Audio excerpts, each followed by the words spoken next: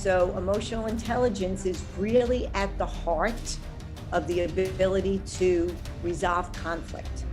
And in a partnership, one of the best ways to create a partnership is that you will hire into your weakness, or you'll partner into your weakness. Business relationships, what would you say is one of the biggest challenges? The umbrella would be lack of effective communication, and then a lot of things fall under that.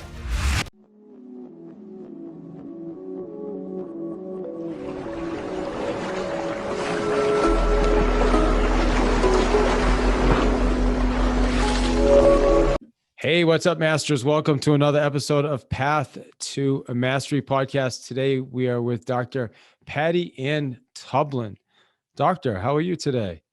I'm doing great. How are you doing? Man, I'm good. I'm good. I don't know. You ever heard that old Zig Ziglar? I think Zig Ziglar said if I was doing any better, there'd have to be two of me. You got to love that guy. I like when he says money isn't everything, but it's right up there with oxygen. Yeah, exactly. I love that. Well, hey, thanks for joining us today. And today we're going to talk about relationships, and we're going to talk about relationships in the business. And you have your company is Relationship Toolbox LLC as well. And you and I are in a really cool network together, and that's how we met. And I don't remember what conversation led to us being here on this podcast, but it must have been an amazing one. And here we are. So tell us, first off, let's tell our listeners who you are, and then let's talk about, relationships and how it affects us in business and everything else. Sure. So I own, as you mentioned, I'm the CEO and founder of a boutique training and development and coaching company called Relationship Toolbox. And I am an emotional intelligence, communication, and a true relationship expert. I've been doing this for over 3 decades, which I hate to admit. Started working at 10 years old, if people are trying to figure out my age. And basically what I work with, I do professional coaching with entrepreneurs and corporate executives. And I do workshops and seminars, and everything that I do are relationship skills that drive the bottom line. So it doesn't matter what your business is. It doesn't matter what your industry is. I work in all different industries, real estate, tech, marketing, you name it. I've worked in it because my expertise and my value add is in the quality of the relationships within the business. And many times I'm brought in because it's those relationships that are toxic or not working as well as they should be, or the leadership team isn't in sync. There's an issue with communications, and I go in, I assess what's going on, I repair that, the company, the profits go through the roof, off I go, and everybody's happy. So it's really very much a focus on everything that makes a business successful, as it involves the people in the business, including co-founders, CEO and COOs, regardless of what the business itself is. In a nutshell, I'm a professional speaker as well. I've traveled around the world. I've given, as far as I know, the only American woman that has given a keynote address to a mixed gender audience in Saudi Arabia. I've spoken at Dubai. I've given the keynote in Nigeria, London, of course, New York. And it's all, again, on relationships. I've written 2 Amazon best-selling books that Barbara Corcoran from Shark Tank wrote testimonials for. And I think the concepts in this one, not tonight, dear, I've got a business to run, enrich your marriage while prospering in your business. I think that's what we were going to talk about today, but I'll go with whatever you give me. Yeah, definitely would love to talk about the book. Absolutely. And I think, thinking when you were sharing, it reminded me of when you talked about the relationship dynamics in the business. And I think we talked about this a little bit in one of our groups. And before we get into that, what is emotional intelligence? Like, describe an emotional intelligence expert. Okay. So, well, we all know that, not Stephen Covey, Daniel Goleman coined the term emotional intelligence. Although he didn't actually discover it, that's a different question. So emotional intelligence is the ability to identify and control our emotions in real time, instead of having those emotions control us. And then there's also an aspect of how we relate to other people. But if we don't know what we're feeling, and if we can't control those feelings, we won't be able to regulate and modify them when they involve other people. So I'm trained, I have 2 master's degrees. I have a doctorate in clinical psychology. I'm a human behavior expert. So emotional intelligence is really at the heart of the ability to resolve conflict.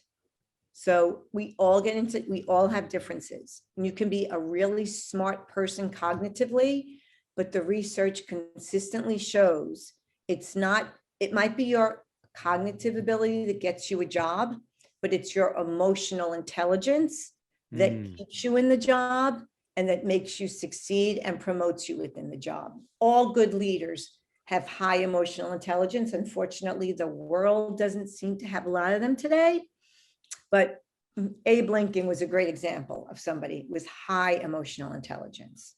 The calm in the eye of the storm.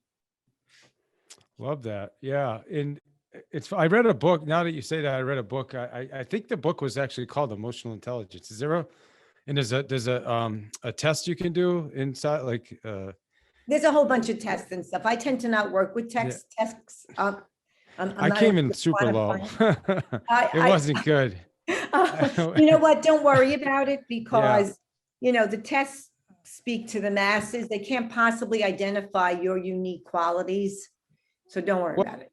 You know what it did though? No, and here's the thing. It created a lot of awareness, and I was low in some areas. That's the reality. I wasn't brought up. It's brought up in an interesting, childhood and environment. So there wasn't a lot of I learned to survive is what I learned, so. Which is not the same as thriving, right? Yeah. So the good news is, there's awareness. I'm a lot more aware of it. I changed. And then the next time I did it, I was a little bit better. We'll ask your wife and your friends. We'll ask your wife. Well, it's funny you say that, because a good friend of mine says if you really want to find out how someone's doing, ask their family, their friends, and ask their kids. Ask their kids. Kids are brutally honest. Brutal. Yeah. Well, I'm happy to bring my kids up here, and they'll tell you. All right. Anyway, that said, in your mind, how would somebody increase let's say you are low on the emotional intelligence scale, how would you increase that? Sign up to get coaching with me. But okay, that's it. That's really, that's definitely a way to. Seriously, the most important aspect of developing your emotional intelligence is self-awareness. All change begins with you, right? So you have to know what you're feeling, and you have to be able to know you're feeling it and know what that feeling is, to be able to identify it and label it. And the research shows, just for example, say you're really frustrated, but you're feeling angst, right? Because it's visceral. Feelings are visceral, they're emotional, you can feel them. But that doesn't help you, you just have this feeling. But once you label it and say, oh, I'm feeling frustrated, that is the first step in knowledge of okay, I'm frustrated. At least I know what I'm feeling, right? If you try to fix a problem, but you don't know what the problem is, you'll never fix it. In fact, you might make it worse. But just knowing the problem is the first step towards resolving it or reconciling it. All right, fair enough. When does a company or an organization, when do they have you come in? What causes them to bring you in? Well, many times, if they're a startup and they're ramping up, they want to make sure they're hiring the right people, how you hire, what you look for in an interview, what you look for employees, or sometimes, the business model is fine. And they've had a slew of other people in and out of there, the best experts in the world on organizational psychology and all that stuff. And they haven't found anything wrong with the actual structure and the operation, how the business is set up to operate. So I'm brought in many times by a coach that was there before me or a consultant saying, there's nothing wrong with this business model. What's going on? And I go in there and, you find out this department, the sales department isn't talking to the engineer department. Well, how can you create a good product, right? And so for things like that, when there's poor communication, when there's infighting, when the culture seems to be at risk, when people aren't aligned with the vision of the company, again, anything that's not the actual business per se, but having to do with the interpersonal relationships and or, with people trying to, be more productive with sales. Like, how are you approaching it? What are you looking at? That kind of stuff. Mm.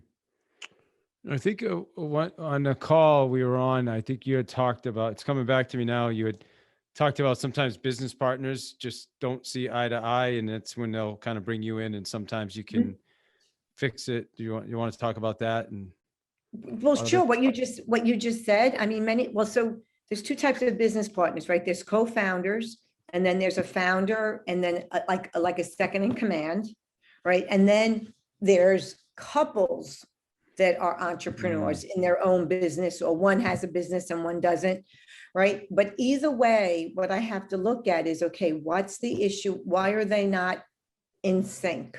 What's creating the out of syncness? Has the vision changed? Has somebody changed? Is one of the entrepreneurs the shiny object, guilty of shiny object syndrome? We thought we were going in direction A, and then they go rogue on you, and now they're going in direction C.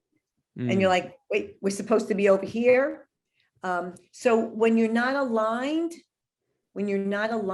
in business, as at the top, certainly with co-founders, with the CEO and the COO, that misalignment permeates below you. And then the entire company gets misaligned. And even if you're somewhat successful, you're not as successful as you would be if you are aligned. Yeah. Think about a team, right? If you have, right, we're in March Madness, right? Connecticut, so go Huskies, the Lady Huskies, right? Gino gets 10 stars, 10 number one players, right? But if all the 5 starters on the court are playing for themselves and not for the team, they're never going to win. Right? So it's the meshing of what's in the best interest of we, not me, in one way to say it. Except, of course, if you're Michael Jordan, then you can get away with that, I guess. Well, that's I don't think he won every game he played. No, I know. I'm kidding. Well, Jordan was known as not really being a team player, but yet he was just so talented.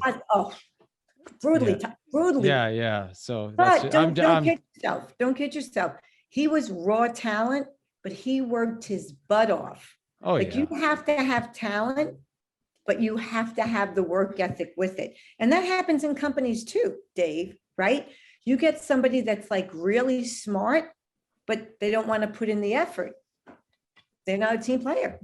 And you're only as strong as your weakest link. Oh, sorry. I took a drink right there. I usually can time that better, but okay. In real estate now, there is a dynamic that we have husband and wife teams. Is very that new? common. Is that new? No, it's not new at all. That's been around for a long time. I'm a husband and wife. Yeah, my wife's in the real estate business as well. Oh, I didn't know that. Okay. There's definitely can be some challenges. Some people can make it work, but yeah, I mean, so what are some of the I don't want to, I'm certainly not the expert. I can share some of the things we've gone through, but is that common that maybe I can help you? Wow. Challenges that husbands and wife face when they're in business together. Probably expectations, I think, can be different, right? Tell me more. Oh, expectations of what? Tell me more. Well, my expectations of how much work I do as opposed to how much work she's willing to do sometimes, right? I think it'd probably be like Jordan compared to some of the other team members, right? Well, he didn't exactly handle it with time, like me, I shut down at 7:00. My phone's off. She'll take calls at 9:30 at night if she wants to, I mean, lead generation. I really good follow-up skills. She's not wired to have really good follow-up skills, but she's phenomenal with people. She's probably better than people with people than I am, like from a perspective of meeting and going out and being friends and all that other stuff. But, it's just, we just have to learn to work together and I guess complement each other. Mm-hmm. So What's the question? yeah, good point. Yeah, good point. Well, I mean, is it common that you see a lot of husband and wife dynamics, or maybe not in real estate, but other industries? And what would you say are some of the ways that, if there are challenges, the ways that they can kind of get each other on the same page, or be on the same page with each other? Well, there's always challenges in any business, in any partnership, Hmm. right? But to address what you said earlier, it sounds like in terms of having different expectations, it sounds like maybe you need to back up just a little bit, because what you described with it is that each of you have different strengths, right? And in a partnership, one of the best ways to create a partnership is that you will hire into your weakness, or you'll partner into your weakness. So you just said you're good with follow-up and your wife isn't, or vice versa. That's great, right? But you'll shut down at 7 and she'll go to 9:30.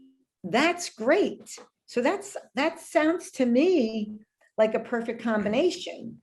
So I think maybe you just have to get clear on, it sounds like you're capitalizing on what each of you do well. Maybe you just need to accept that and go back to say, okay, what are our expectations? I'm shutting off at 7. You want to work till 10, knock yourself out. Maybe you don't like that. Say, okay, would you compromise? Would you take calls till 10, only Monday, Wednesday, Friday? Or something like that. All right. Yeah, fair enough. I agree. I think it's, you know, another thing that I don't know if this is common, and I'm going to share it just because I think it might help some other people listening. Like, for instance, sometimes if I want to give feedback on something, then she doesn't receive it well, or doesn't like it, or doesn't want it for that, Mhm, mhm. and I've been a trainer. I was a trainer for Keller Williams for a lot of years. That's what I did. I went around teaching real estate and sales. And then, and again, I think sometimes just she doesn't want it because it's from me. So Oh, it's almost, you said you think, you don't know? well, I know, she doesn't want to be told what to do. So it's that dynamic, right? I think that can be a challenge for a lot of people. So we're to the place where, it works because I don't bother her. She does what she wants to do. I do what I want to do. For the most part, we get together, we discuss numbers and stuff here and there and ways to help each other, but it's interesting. Well, would you like a suggestion? Absolutely. Yeah. This is funny. I'm So getting coached right now on my podcast. when you said that you give her suggestions and you think she doesn't want it, right? Really, really, really easy way to address that is, before you give her a suggestion, say, would you like me to give you a suggestion? And if she says no, then don't. Yeah. If she says yes, then say, all right, are you sure? Because I know usually when I say something that's not 1,000% complimentary, it upsets you. So I'm just giving you this feedback as a gift. Are you sure? Just make sure she says yes. And that's all you can do. And then give her the feedback, hopefully in a way she can hear, which is, 3 compliments and then the negative. Mm. You are so good at A, B, and C. Like, I wish I could be like that. What I thought you might want to work on or improve on, whatever it is. Yeah. That's a good point. The sandwich approach, right? Is that what they call Even it? more than a sandwich, like more than one, more than 2, probably 3. Okay, got it. And then are you adding one after to close the sandwich, or you 1, 2, 3 Well, feedback? then say, do you have any questions? Got it. Anything, any way I can help you I with like this? it. Yeah. Yeah. So asking permission ahead of time, which is coaching Well, and if it's a 101, good really. time, Yeah. because Yeah. let's say you make an appointment, right? And then it's 4:00 today and you set it up last week, right? Because you wanted to have the sensitive conversation. Say, is now still a good time? Because you don't know. She might have had the most horrible showing at 3:00. And the only thing she's in the mood for is a glass of red wine. Yeah. That's a good point. Yeah.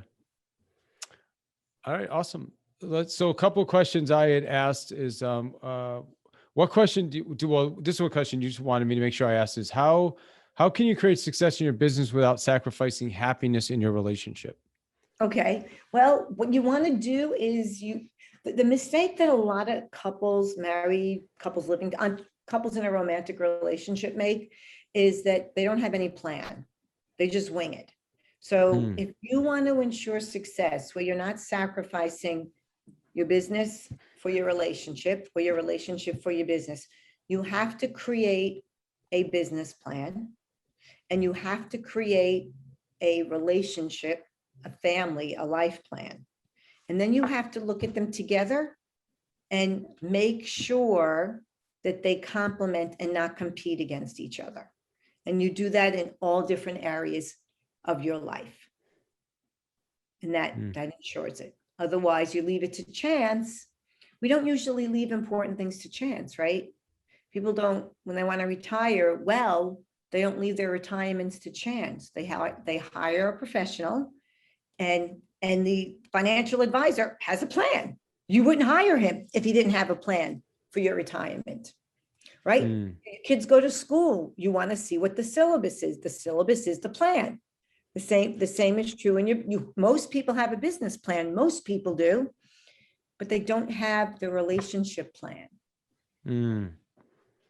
And that's Yeah. where the rubber meets the road and all the tension starts, the And fighting. what would you say? I mean, so you've been doing this for decades. What would you say is the biggest challenge you see, whether in, a relationship like, marital relationship or just business relationships? What would you say is one of the biggest challenges?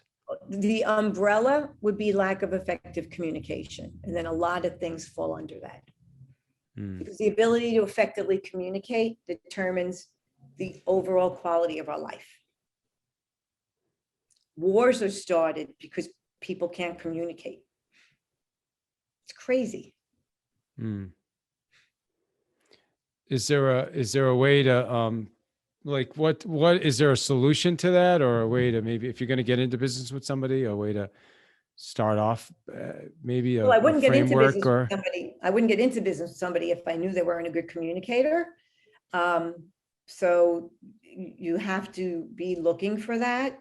And the best communicators are the best listeners.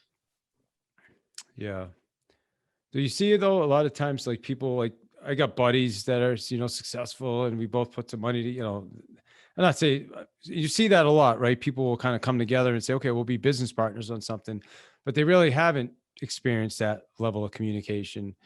Um, is that common? Do you see that happening a lot? And then all of a sudden they're in a I'm not clear. Tell situation. me more. Tell me more.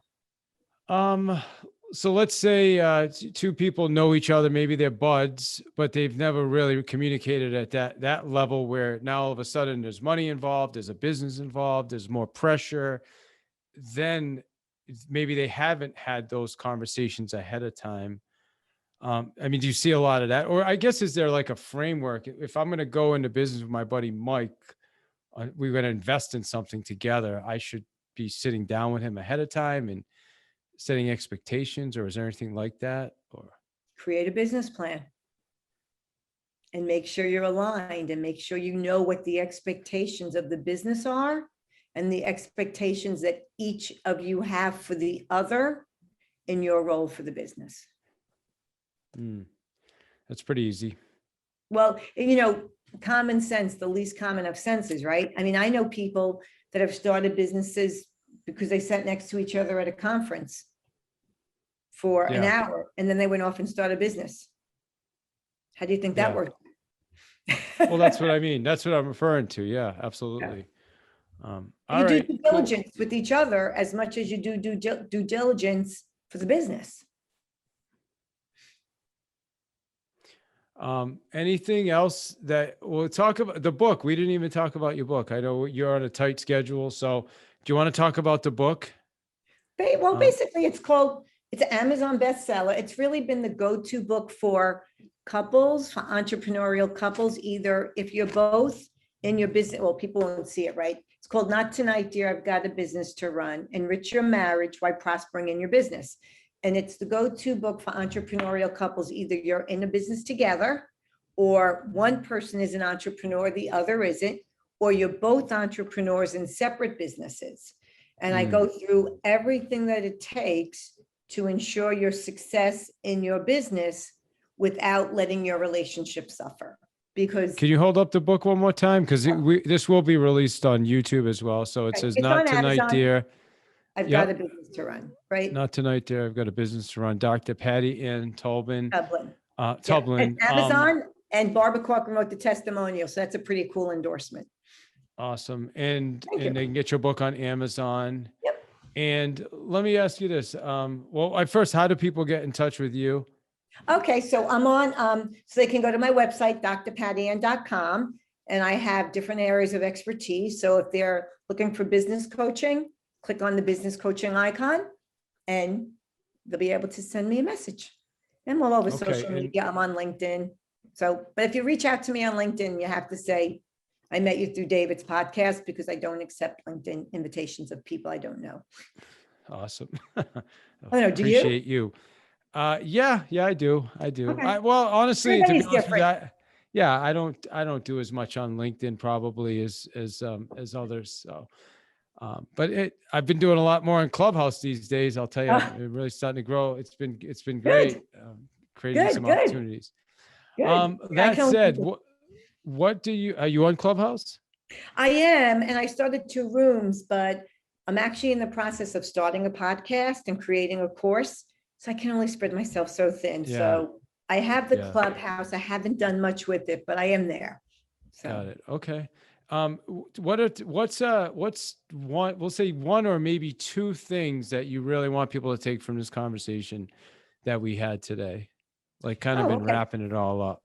Sure. What I would suggest is that don't overlook the important relationships in your life for your business and for your personal life. The relationships are where it's all at. All success begins with the ability to create, nurture, and sustain healthy relationships. Without relationships, you can't have a business. And without relationships in your personal life, you'll be really, really lonely. So to me, life is all about relationships. So I would be very intentional in creating them and in nurturing them. And then you'll be happy in all areas of your life.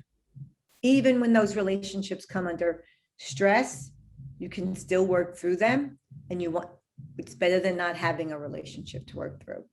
And I'm guessing they will come. It's just a matter of time, right? Well, they have to have the skills and the tools. If they don't, then they should reach out for help to people that know that, right? Sometimes things don't work out, but the uncoupling can be really ugly, and it doesn't have to be, right? There's healthy ways to come together, and there's healthy ways to separate. In a business too. Business, it gets really crazy. There's money involved. There's lost dreams, expectations, friendships that are now crapped, All right. Well, Dr. Patty Ann, we appreciate you coming on. Thank you for the great advice today, and awesome. You're welcome.